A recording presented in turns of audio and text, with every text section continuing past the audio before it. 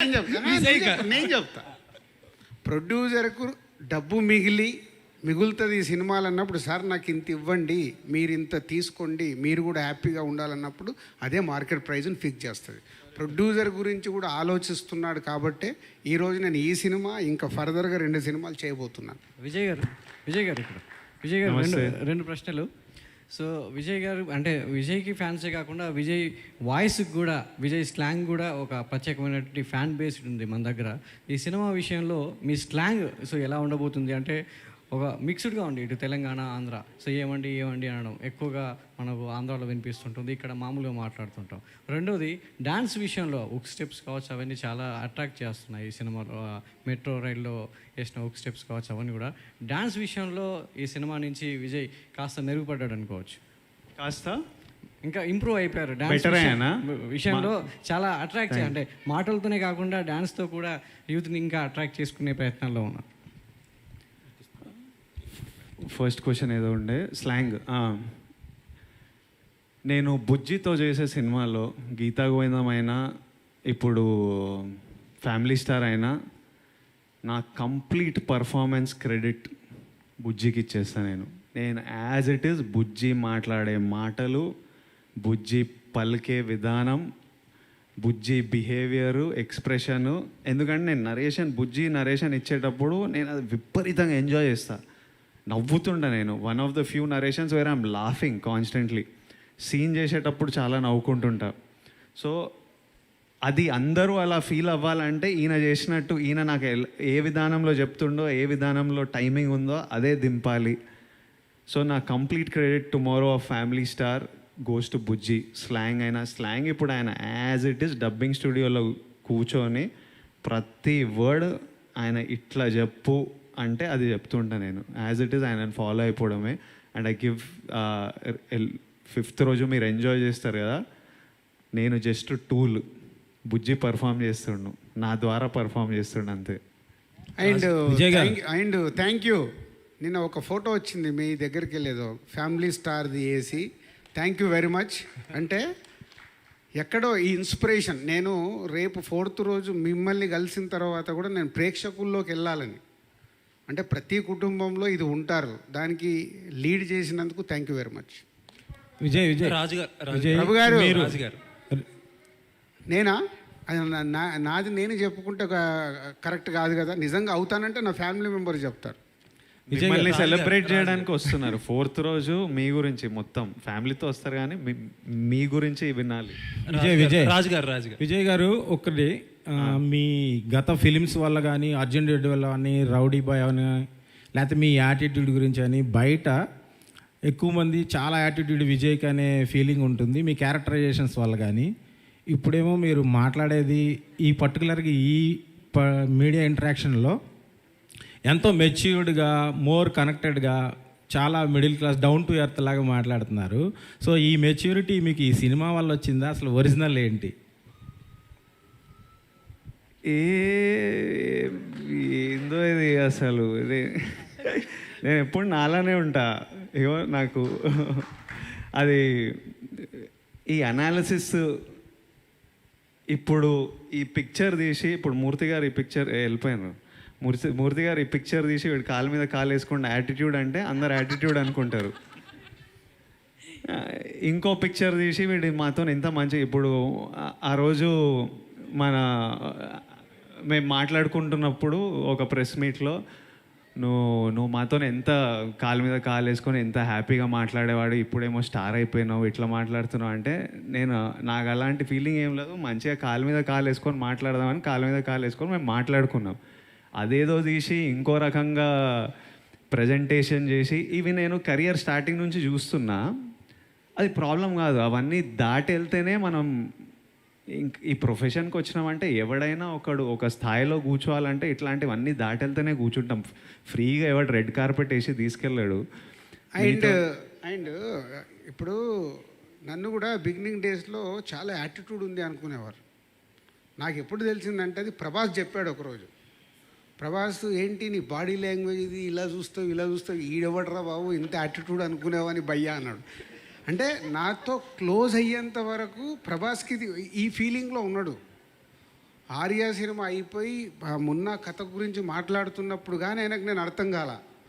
So ప్రతి మనిషిని చూసే విధానం మేబీ ఇప్పుడు నేను ఉన్నప్పుడు నేను ఏదో ఆలోచించుకుంటూ నేను ఏదో ఉంటూ ఎలా ఉంటానో నాకు తెలియదు. నేను ఆలోచించిన టైంలో చూసే వాళ్ళకి అది డెఫినెట్గా కనిపిస్తుంది. ఇప్పుడు విజయ్తో నా జర్నీ ఆల్మోస్ట్ 5 years నుంచి నేను క్లోజ్గా చూస్తున్నాను. నిజంగా విజయ్కి యాటిట్యూడ్ ఉంటే నేను ఎప్పుడు వెళ్ళాలా, నేను అంటే నా జర్నీలో కూడా తనతో ఒకటి కంఫర్ట్ వర్క్లో కానీ చేస్తున్న దాంట్లో కానీ దీంట్లో అన్నీ కనిపిస్తున్నాయి కాబట్టి అన్నీ అబ్జర్వ్ చేసుకుంటే వెళ్తాం. నెక్స్ట్ది లైఫ్ అనేది కూడా నేర్పిస్తూ ఉంటుంది. రఘు, నేను ఇప్పుడు 20 ఏళ్ళ నుంచి చూస్తున్నాను. నేను ఎక్కడికి వెళ్ళి అక్కడి నుంచి నన్ను నువ్వు చూస్తున్నావు. ప్రతి ఒక్కటి ఏంటి లైఫ్ నేర్పిస్తూ ఉంటుంది. మనం అన్నీ నేర్చుకుంటే వెళ్ళాలి.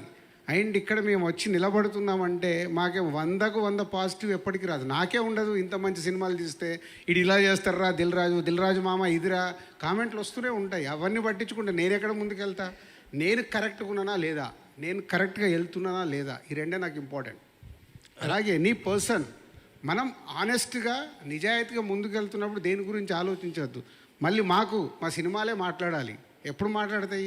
మా సినిమా రైట్ సినిమా మీకు ప్రేక్షకులకు అందించినప్పుడే మాట్లాడతాయి. మేము ఫెయిల్యూర్ తీసినప్పుడు మాకు పడుతూనే ఉంటాయి. పోనీ 100కి 100 ఏ స్టార్ హీరో దగ్గర నుంచి మనం చూసుకుంటూ వద్దాం హిస్టరీ, ఎవరు 100% సక్సెస్లు ఇక్కడ ఇవ్వలేరు.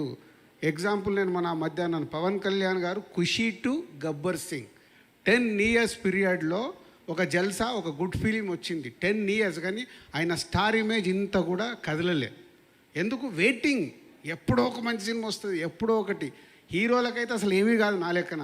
వాళ్ళు ఒకరోజు కొడతారు, మళ్ళీ వెళ్తారు, కొడతారు, వెళ్తారు, పడతారు, లేస్తారు. వాళ్ళకు సమస్య కాదు, మాకు డేంజర్. డైరెక్టర్లకి ప్రొడ్యూసర్లకి డేంజర్. సినిమాలు ఫ్లాప్ వచ్చినాయనుకో నా డబ్బు పోతూ ఉంటుంది, నేను నిలదొక్కుకోవడం కష్టం. డైరెక్టర్లకు ఫ్లాప్లు వచ్చిన 3వ సినిమా తర్వాత డైరెక్టర్ని ఎంకరేజ్ చేయరు. కానీ హీరోలకు ఏమీ కాదు. సో ఈజ్ గుడ్ హార్ట్ కాబట్టి నేను నెక్స్ట్ కంటిన్యూ అవుతున్నాను. ఒక జర్నీ చేస్తే కానీ అర్థం కాదు. విజయ్ రాజుగారు లైటర్ నోట్ లో ఒక విషయం. So Vijay will take next question. రాజుగారు లైటర్ నోట్ లో ఒక కాంప్లిమెంటో కంప్లైంట్ ఏదో అనుకోండి. మొన్న ఆశిష్ ప్రెస్ మీట్ జరిగింది. అక్కడ మా వాళ్ళు అందరూ అన్నారు బొమ్మరిల్లు డాడీ లాగా ఆశిష్ని మాట్లాడినవ్వకుండా మీరే మాట్లాడేస్తున్నారు. ఇక్కడ విజయ్ కూడా మీరే బొమ్మరిల్లు డాడీ అయిపోతే ఎలాగా? అంటే బొమ్మరిల్లు డాడీ అని కాదు, నేను ప్రెస్ మీట్ స్టార్ట్ చేసేటప్పుడే ఒక హెల్తీ అంటే అవి ఏమవుతున్నాయంటే అవి చిన్న విషయమేనండి.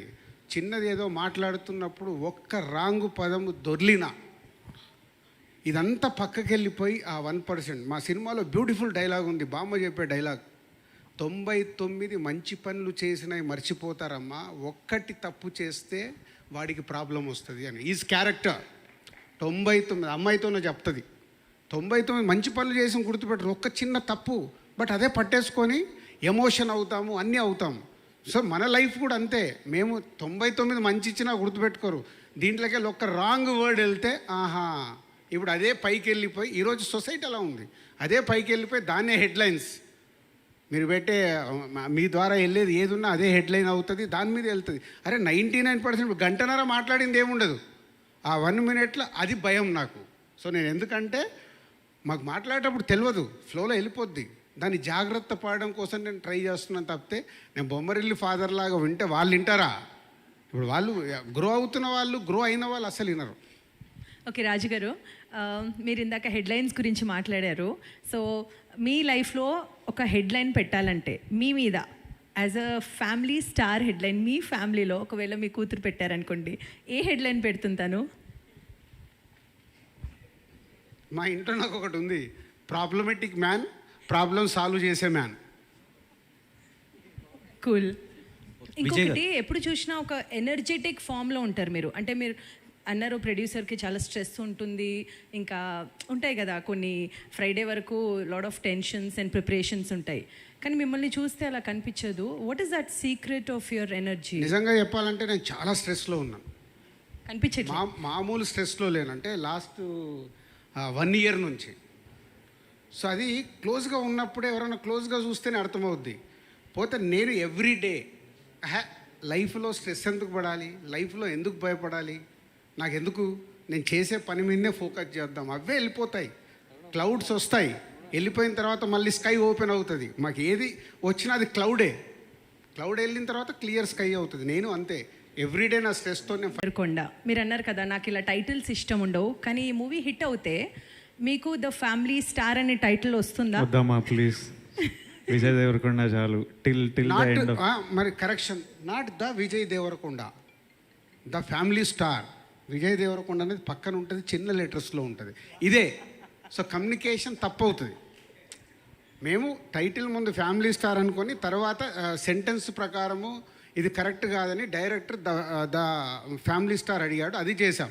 పోస్టర్లో వాళ్ళేదో విజయ్ దేవరకొండ నేస్తే దా విజయ్ దేవరకొండని హైలైట్ చేస్తున్నారు. కానీ ఇప్పుడు లెటర్ చూడండి, విజయ్ దేవరకొండ లెటర్ చిన్నగా ఉంటే దా ఫ్యామిలీ స్టార్ పక్కకి వెళ్ళిపోయింది, దా విజయ్ దేవరకొండ అన్నారు. సో ఇలాంటిదే నా భయం. Vijay here hi hi. మీ కెరీర్లో biggest blockbuster Arjun Reddy. మిమ్మల్ని చూసిన వెంటనే ఆ సినిమా గుర్తొస్తుంది. అండ్ ఇప్పుడు ఫ్యామిలీ స్టార్ వైబ్స్ బాగున్నాయి, చాలా పాజిటివ్గా ఉన్నాయి. అండ్ ఆ సినిమాని ఇది రీప్లేస్ చేస్తుందా? సక్సెస్ వైడ్ అంటే ప్రొడ్యూసర్కి అండ్ మీకు ఆడియన్స్కి. అంటే కమర్షియల్ సక్సెస్ విత్ ద అనే క్యాలిక్యులేషన్లో Geetha Govindam did way better than Arjun Reddy. But still మీకు అర్జున్ రెడ్డి గుర్తుండిపోయింది ఎందుకంటే ఆ క్యారెక్టర్ రైటింగ్ అంత iconic. How the character was presented, performed, written, directed by Sandeep, అంత ఐకానిక్ కాబట్టి అట్లా గుర్తుండిపోయింది. ఇప్పుడు ఈ రోజు వరకు మనము నాగార్జున గారి గురించి మాట్లాడుతుంటే ఇంకా శివాని కోట్ చేస్తుంటాం, ఎందుకంటే అది అంత ఐకానిక్. ఆ తర్వాత ఎన్ని సక్సెస్లు ఇచ్చినా, ఎంత పెద్ద సినిమాలు ఇచ్చినా కొన్ని అట్లా గుర్తుండిపోతాయి. అర్జున్ రెడ్డి అలాంటి క్యారెక్టర్. అండ్ మీరు చాలా మంచి డైరెక్టర్స్ని డెలివర్ చేశారు ఇండస్ట్రీకి. రాహుల్ సంకృత్యాన్, తరుణ్ భాస్కర్ గారు, సందీప్ రెడ్డి వంగ గారు, ఇలా చాలా మంచి డైరెక్టర్స్ని ఇచ్చిన మీరు రీసెంట్గా ఒక ఇంటర్వ్యూలో నేను కొత్త డైరెక్టర్స్తో చేయలేకపోవచ్చు అని ఒక చిన్న స్టేట్మెంట్ పాస్ చేశారు. సో ఇప్పుడు మీరు చేయకపోతే అలాంటి మంచి డైరెక్టర్స్ని మేము మిస్ అవుతాం కదా త్రూ విజయ్ దేవరకొండ. ఇప్పుడు కొత్త డైరెక్టర్లను కూడా నేను బ్లాక్ చేస్తే మరి కొత్త యాక్టర్లతో ఎవరు చేస్తారు? వాళ్ళకి ఉంచాలి కదా స్పేస్. కొత్త డైరెక్టర్లు, ఉన్న డైరెక్టర్లు అందరిని నేను బ్లాక్ చేసుకుంటూ కూర్చుంటే కొత్త యాక్టర్లకు ఆపర్చునిటీ ఎక్కడి నుంచి వస్తుంది? నాకు పెద్ద యాక్టర్లు అప్పుడు ఈ డైరెక్టర్లని ఎంకరేజ్ చేయలేదు కాబట్టి తరుణ్, సందీప్ సినిమాలు చేశాము. ఇప్పుడు వాళ్ళంతా బిగ్ డైరెక్టర్లు అవుతున్నారు. So let directors make movie with new actors, they will prove themselves to producers. వాళ్ళకు కూడా ఎక్స్పీరియన్స్ వస్తుంది. అండ్ ఇమీడియట్లీ ఇంకా నేను ఆ ఇంటర్వ్యూలో ఏమన్నా అంటే వాళ్ళు సక్సెస్ హిట్ ఫిలిం తీయాలని లేదు, ఒక సినిమా తీస్తే I have more information to work with. ఇప్పుడు మనం ఓ స్క్రిప్ట్ ఓకే చేసినప్పుడు ఓ సినాప్సిస్ అడుగుతాం, నరేషన్ అడుగుతాం, కొంతమందిని స్టోరీ బోర్డ్ చేయమంటాం, మ్యూజిక్ వింటాం. ఇంత ఇన్ఫర్మేషన్ తీసుకొని డైరెక్టర్ సినిమాకి ఈ విజన్ ఇది అని అనుకొని లాక్ చేస్తాం. స్క్రిప్ట్ అడుగుతావు నన్ను అంటే these are all information I need to understand if you can work together. So ఒక డెబ్యూటెంట్ డైరెక్టర్ ఒక సినిమా చేస్తే నాకు ఇంకా ఇన్ఫర్మేషన్ ఉంటుంది, ఈ డైరెక్టర్ ఎలాంటి విజువల్స్ చూస్తాడు, ఎలాంటి పోస్టర్స్ చూస్తుండు. Because the load of budgets on my movie are not small. ఇప్పుడు పెళ్లి చూపులు 60 lakhsలో తీసినాం. ఎట్లనో అట్లా ప్రమోట్ చేసి సినిమా బాగుంటే రికవర్ చేయొచ్చు.